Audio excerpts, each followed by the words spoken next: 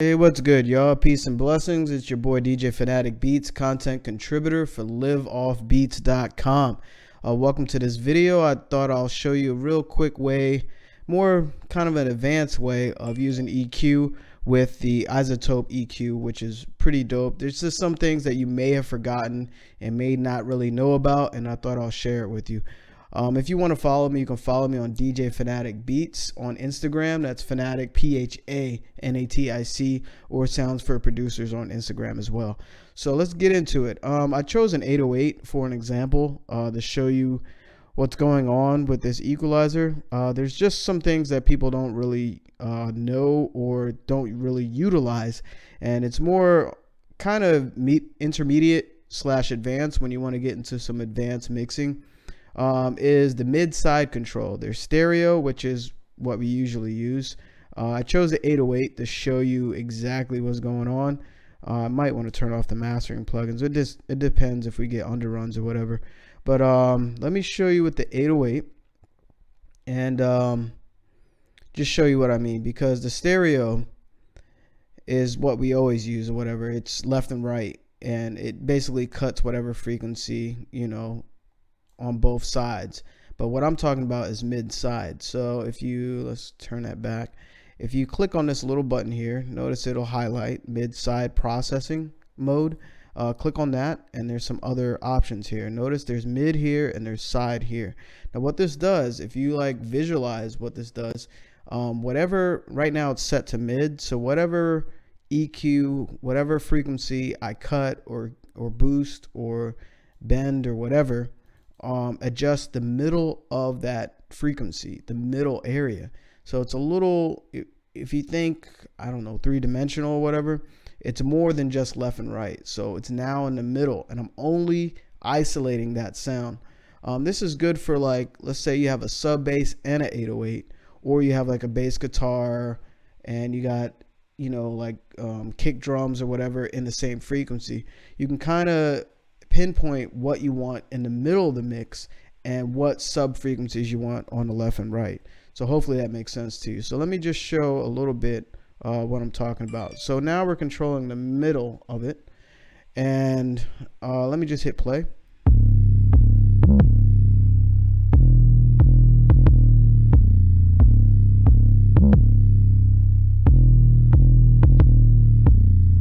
And now that I think about it, I made this 808 straight up the middle. So imagine if I just cut some of the lows here.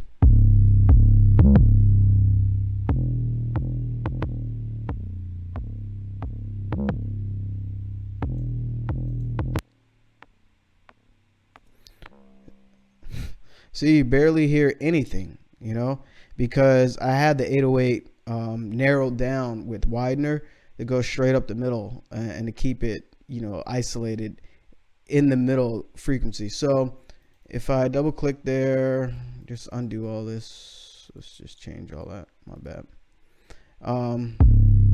That is normal. So if I go side, click on side, I can actually cut the lows just on the left and right side of your ears and have it play in the middle of it. And then let's say I had a sub bass or bass guitar or kick drum, I can have it panned, not panned, but having the low frequencies on the left and right side. So let me play it and cut some of the lows here.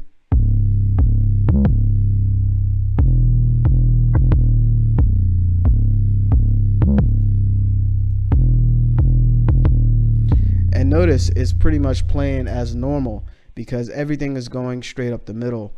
I don't really have any sub on the sides. I have everything straight up the middle because of the type of beat that it is. So utilize this. You can use this with different sounds, not just an 808. You can do some more advanced mixing because of low frequency clashing and masking, and you can kind of learn with your ears as you play around with the mid side. You can actually unlink it, but I rarely do that. But using mid and side is just another feature in this particular EQ that you may have overlooked or you may have never even touched before. But this is a really powerful tool that you can use when you're trying to do some tricky stuff with lower frequencies.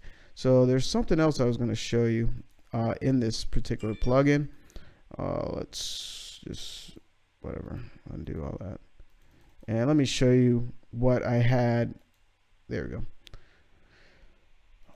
Let's see, on the master, I use Ozone 8, which is a suite of mastering plugins, obviously. In the imager, that's what I kept saying, widener. In the imager, if you notice the lower frequencies, let's just see, I can even solo it.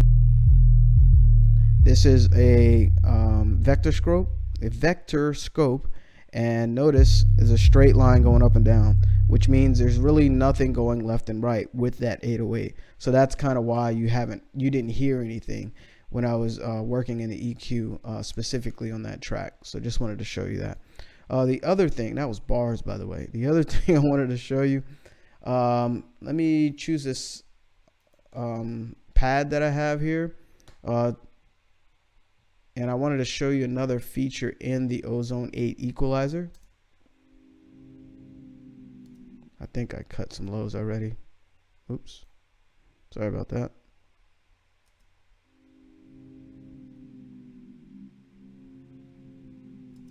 Not really sure why it's doing that. Let's figure it out. All right, I figured it out. In the mastering plugin, I forgot to unsolo the low frequency. So that explains it. So here is the pad that I have here, and I wanted to show you what an Ozone 8 Equalizer does. There's another feature that you may have overlooked, and actually this is really good for people that like to sample like old school samples where you have stuff like super pan left or right. Like if you notice like older music, it has like drums panned really hard right or really hard left, or have certain instruments just all over the place. And this is a cool way, especially with a sound that has a lot of dynamics like guitar, string samples, all kinds of stuff that is like really left or right. This is a cool little feature you can use in the Equalizer, in Ozone 8 Equalizer. I think it has an Ozone 7 too, if you have the older version. So let's play it.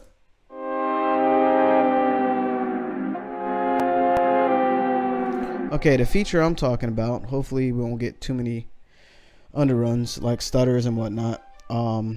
So it's right here. Notice as I play it.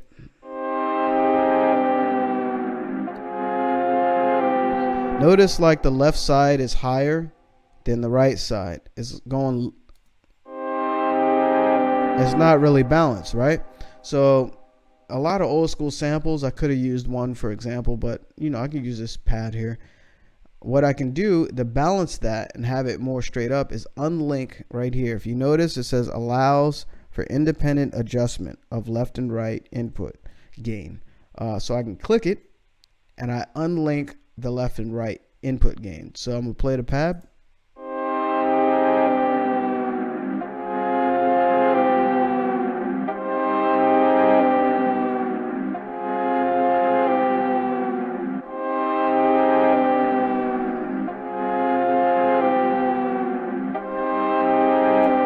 And notice how I just raised the right up a little bit to kind of match the left. There's a lot of left and right panning there with this particular sound.